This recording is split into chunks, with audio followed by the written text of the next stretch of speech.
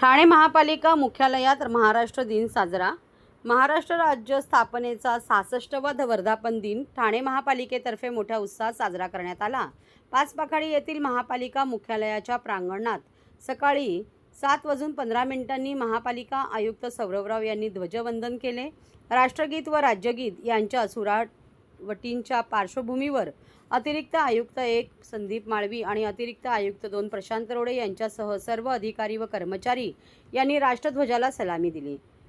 ध्वजवंदनानंतर महापालिका आयुक्त सौरवराव यांच्या हस्ते आंतरराष्ट्रीय कामगार दिनाच्या निमित्ताने गुणवंत सफाई कामगारांचा सत्कार करण्यात आला।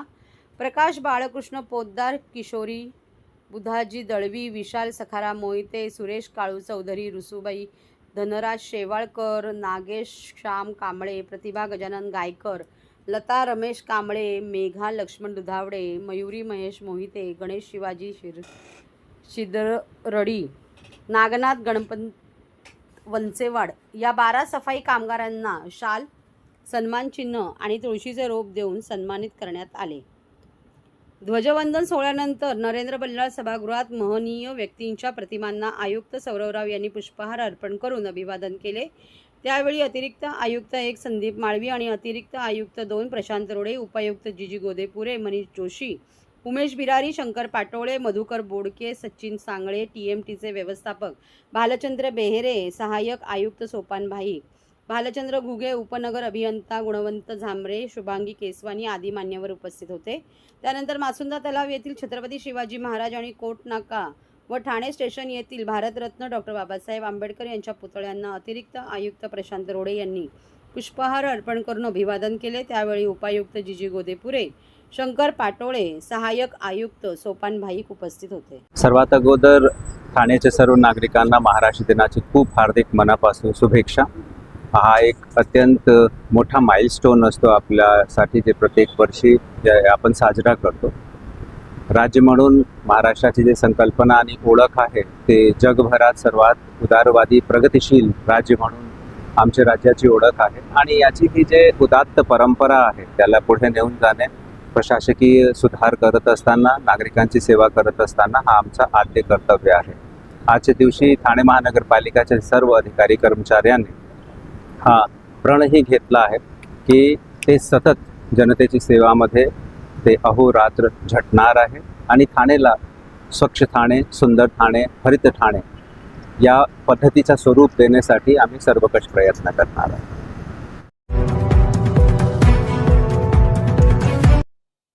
महाराष्ट्रातील भगिनींना आधार देणारी राज्य शासनाची मुख्यमंत्री माझी लाडकी बहीण योजना। या योजनेअंतर्गत अल्प उत्पन्न गटातील 21 ते 65 वयोगटाच्या भगिनींना मिळणार दरमहा 1500 रुपयांची मदत। अर्ज करण्यासाठी 31 ऑगस्ट 2024 पर्यंत मुदतवाढ। कुटुंबाचं वार्षिक उत्पन्न 2.5 लाख रुपयांपेक्षा कमी असलेल्या महिला पात्र। कुटुंबाकडे पिवळं किंवा केशरी रेशन कार्ड असल्यास उत्पन्नाचा दाखला आवश्यक नाही। पांढरं रेशन कार्ड असेल किंवा रेशन कार्ड नसेल तर कुटुंबाचं वार्षिक उत्पन्न 2.5 लाखांपेक्षा कमी असल्याचा दाखला आवश्यक। योजनेसाठीचा ऑनलाईन अर्ज नारी शक्ती दूत ॲप वरून किंवा पोर्टलवर भरता येईल। ज्या भगिनींना ऑनलाईन अर्ज भरता येत नसेल त्यांच्यासाठी अंगणवाडी, ग्रामपंचायत, वॉर्ड ऑफिस, सेतू सुविधा केंद्रामध्ये किंवा आशाताई बचत गटाच्या CRP यांची मदत उपलब्ध। आता आपल्याला अभिमानानं म्हणता येईल, सुखी आणि सुरक्षित आहे माझी लाडकी बहीण।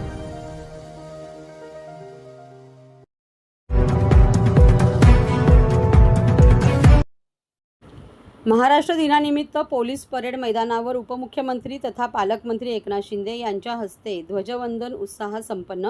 ठाणे जिल्ह्याच्या चौफेर प्रगती आणि सर्वांगीण सामाजिक विकासासाठी आपले महाराष्ट्र सरकार कटिबद्ध आहे। आज महाराष्ट्र दिनी पुन्हा एकदा राज्याच्या प्रगतीचा, भरीव विकास आणि कल्याणकारी योजनांचा संकल्प आपण करत आहोत, असे प्रतिपादन उपमुख्यमंत्री तथा ठाणे जिल्ह्याचे पालकमंत्री एकनाथ गंगूबाई संभाजी शिंदे यांनी आज येथे केले। महाराष्ट्र राज्याच्या 66व्या स्थापना दिनानिमित्त ठाणे जिल्ह्यातील मुख्य शासकीय ध्वजवंदन उपमुख्यमंत्री तथा ठाणे जिल्ह्याचे पालकमंत्री एकनाथ गंगूबाई संभाजी शिंदे यांच्या हस्ते पोलीस क्रीडा संकुल साकेत मैदान ठाणे येथे संपन्न झाले। त्यावेळी ते बोलत होते।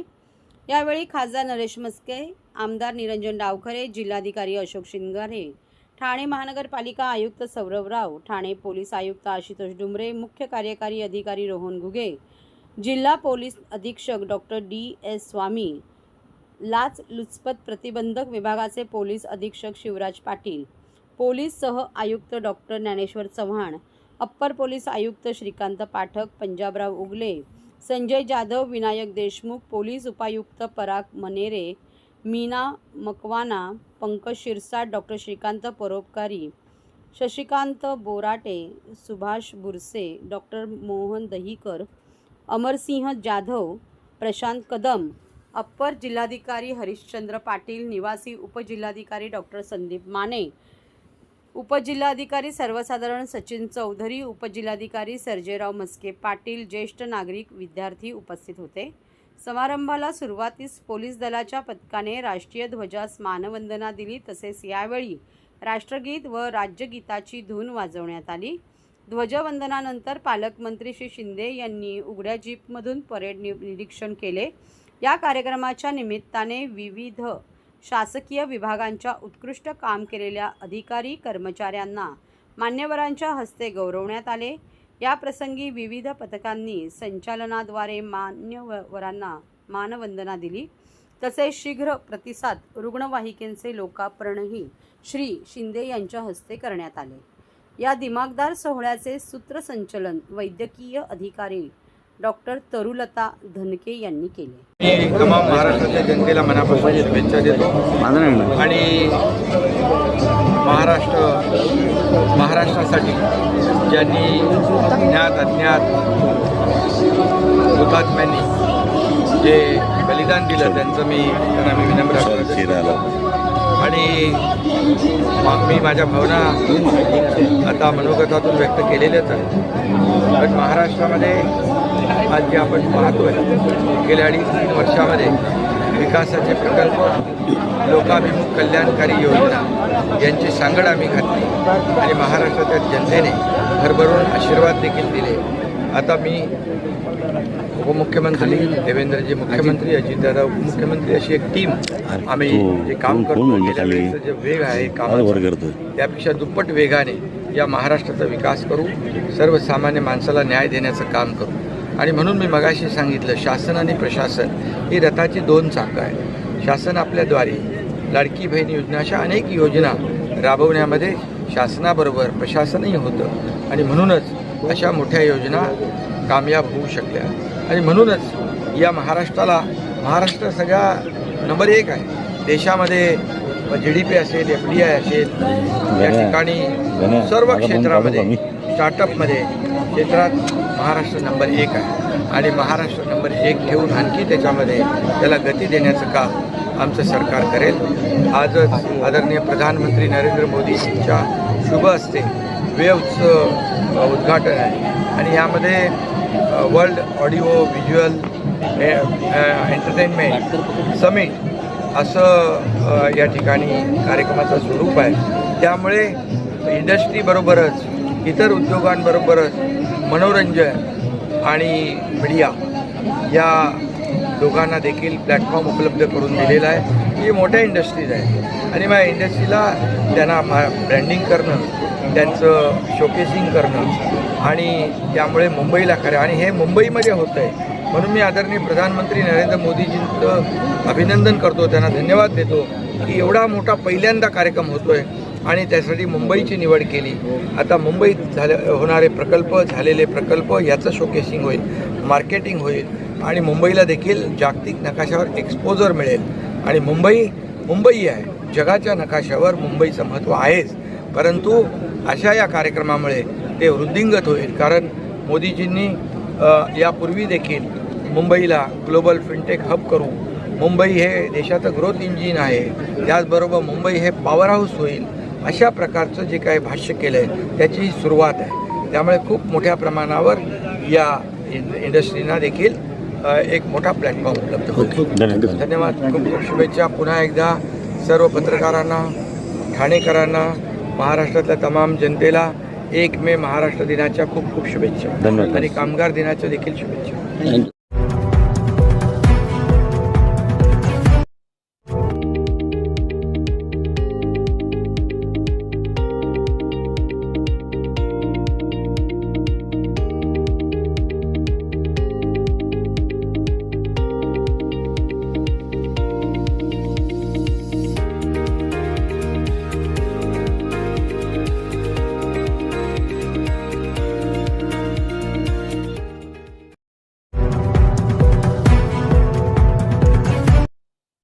उपमुख्यमंत्री चषक ठाणे प्रीमियर लीग 2025चे शानदार उद्घाटन.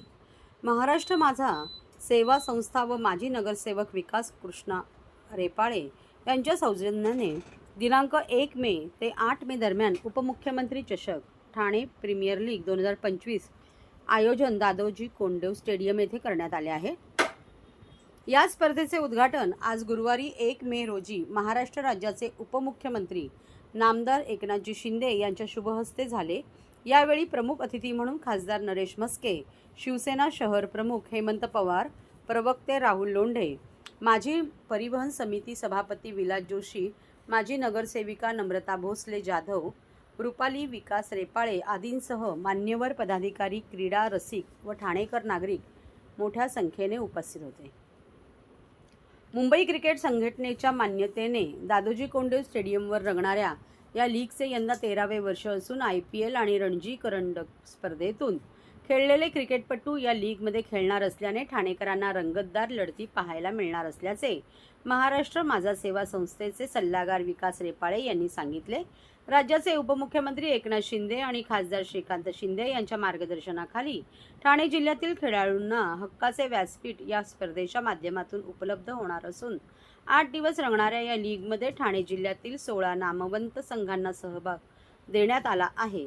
स्पर्धेदरम्यान एकूण 4 लाख रुपयांची रोख बक्षिसे देण्यात येणार असून विजेत्यांना 1,01,000 रुपये आणि उपविजेत्यांना 61,000 रुपयांचे रोख बक्षीस देऊन गौरवण्यात येईल.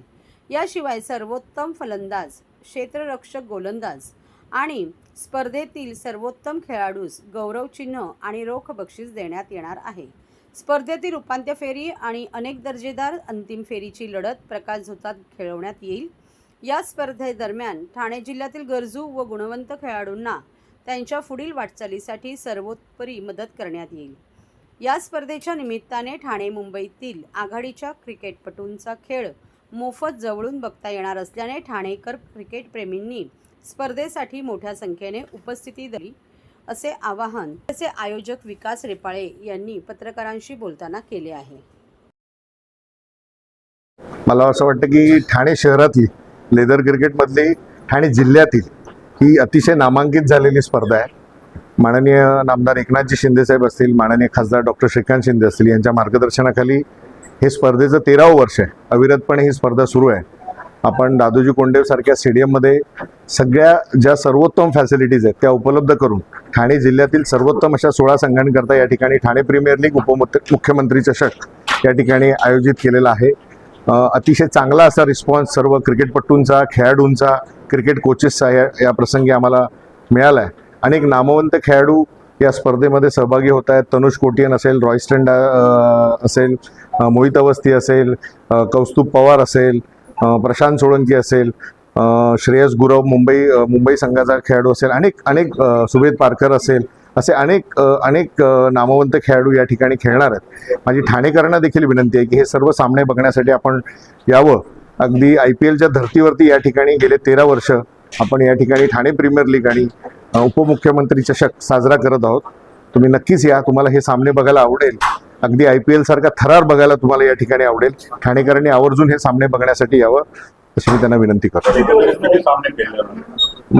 8 दिवस सलग हे सामने आहेत. शेवटचे जे सेमीफायनल आणि फायनलचे सामने आहेत हे प्रकाश झोतात आहेत, फ्लड लाईट्समध्ये आहेत.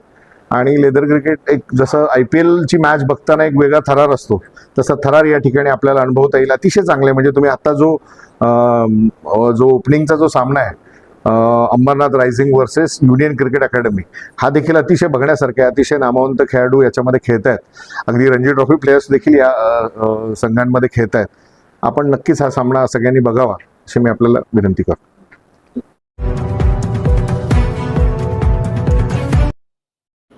जातनिहाय जनगणनेमुळे सामाजिक न्यायाचे महाद्वार उघडेल. जातनिहाय जनगणनेमुळे देशात सामाजिक न्यायाचे महाद्वार उघडेल अशा शब्दात शिवसेनेचे मुख्य नेते व राज्याचे उपमुख्यमंत्री एकनाथ शिंदे यांनी केंद्र सरकारच्या ऐतिहासिक निर्णयाचे स्वागत केले. परमपूज्य महामानव डॉक्टर बाबासाहेब आंबेडकर यांना अभिप्रेत असलेला भारतीय समाज आता भविष्यात उभा राहिलेला दिसेल असा विश्वास त्यांनी व्यक्त केला. ठाणे येथे आयोजित पत्रकार परिषदेत ते बोलत होते.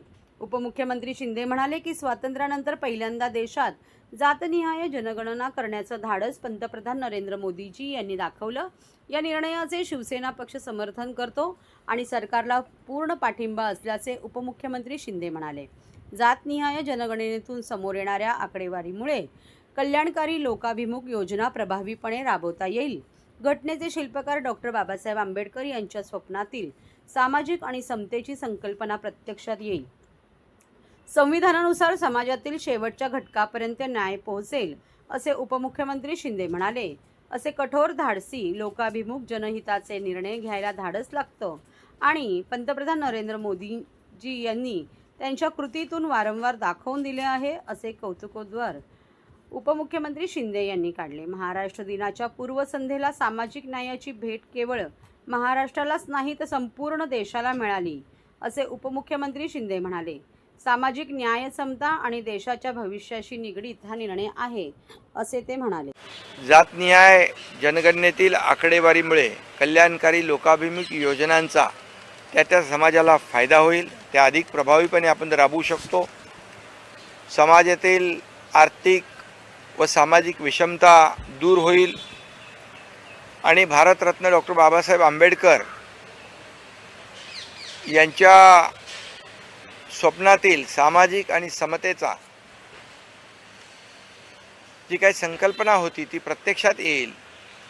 आणि त्यांनी जे संविधान लिहिलं, घटना लिहिली, त्यामध्ये सर्वसामान्य माणूस, शेवटचा घटक, त्याच्यापर्यंत न्याय पोहोचला पाहिजे. या निर्णयामुळे हा शेवटच्या घटकापर्यंत न्याय पोहोचेल. असे कठोर आणि धाडसी, लोकाभिमुख, जनतेच्या हिताचे, देशाच्या हिताचे निर्णय घेण्याला धाडस लागतं आणि या देशाचे प्रधानमंत्री नरेंद्र मोदीजी यांनी त्यांच्या कृतीतून वारंवार दाखवून दिलेलं आहे. मग ते नारी शक्ती वंदन जे आहे, म्हणजे आपल्या लोकसभा आणि विधानसभेमध्ये आरक्षण देण्याचा निर्णय असेल, 370 कलम हटवण्याचा निर्णय असेल, वक्फ बोर्डाचा निर्णय असेल, असे ऐतिहासिक निर्णय, धाडसी निर्णय प्रधानमंत्री मोदीजींनी घेतले. सर्व समाजातल्या जातीपातींना एक प्रकारचा न्याय देण्याचं काम या निर्णयामधून मिळणार आहे. आम्ही निवडणुकीमध्ये जी आश्वासनं देतो, जी वचनं देतो, त्याची पूर्तता करतो. त्याचं हे आणखी एक उत्तम उदाहरण आदरणीय मोदीजींनी दाखवून दिलेलं आहे. जातनिहाय जनगणनेची अनेक वर्षाची मागणी होती, परंतु यापूर्वीची सरकार बघतो, करतो, पाहतो फक्त आश्वासनं देत होते, वोट बँकेचं राजकारण करत होते. खरं तर जातनिहाय जनगणनेला फक्त तोंड देखली मागणी काही वेळा त्यांनी केली, परंतु इतके वर्ष त्यांचं सरकार असून त्यांनी कधीच या बाबतीमध्ये जातनिहाय जनगणनेचा निर्णय घेतला नाही. कायम त्यांनी या प्रत्येक जातीपातीकडे, समाजाकडे वोट बँक म्हणून पाहिलं आणि म्हणून आताच्या परिस्थितीत वोट बँक म्हणून पाहिल्यामुळे त्यांनी हा निर्णय घेतला नाही, घेऊ शकले नाहीत. परंतु प्रधानमंत्री मोदीजी कुठल्याही निर्णयाकडे वोट बँक म्हणून पाहत नाहीत, म्हणून घेतलेले निर्णय ऐतिहासिक आणि धाडसी निर्णय ठरले. त्यांचं म्हणणं एकच आहे, या देशातली दलित, शोषित, पीडित, सर्वसामान्य, गरीब जनता याला न्याय मिळाला पाहिजे, त्याची प्रगती झाली पाहिजे, तो समाजाच्या मुख्य प्रवाहात आला पाहिजे. हीच भूमिका आदरणीय प्रधानमंत्री मोदीजींनी घेतली